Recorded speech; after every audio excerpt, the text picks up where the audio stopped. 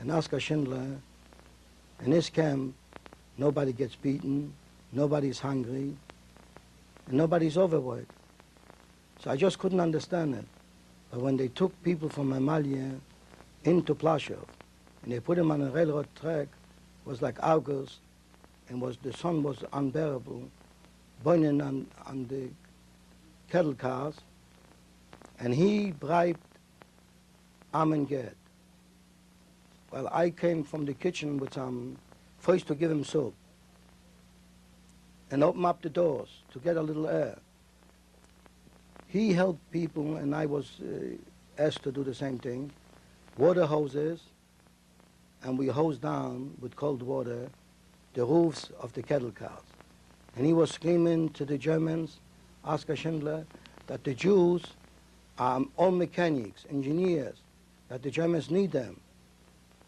And he guarantees that nobody will escape to open the doors for them again. So I looked at myself, I said, like, is this a German or is this an angel? He wore civilian clothes. I had no idea who he was.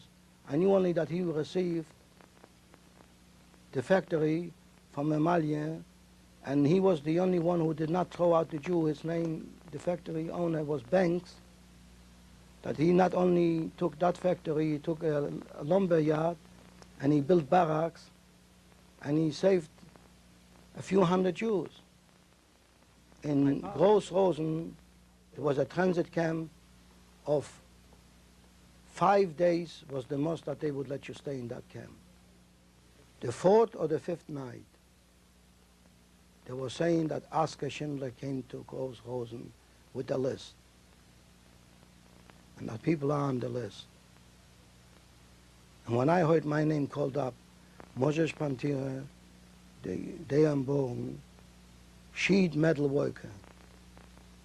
Until this day, I have no idea who put me there, because everybody knew that they're making lists.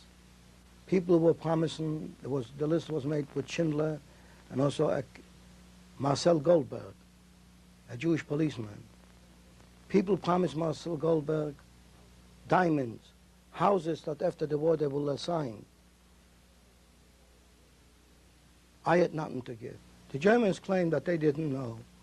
We knew when we were walking to the train station, when we were in Germany, we were pelted with stones and we were called Smoky Juden.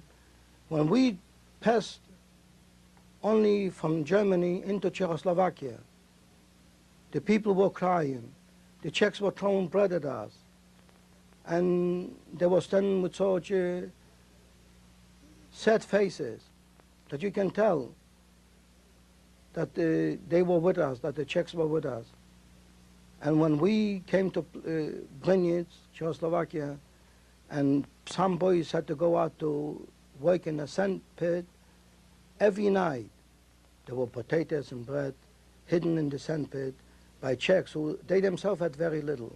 They buried him in Jerusalem, in the Catholic cemetery, and it's the only tombstone that it's written up, Ish Hasid Alim Bo, that say that here lays a righteous, among righteous people.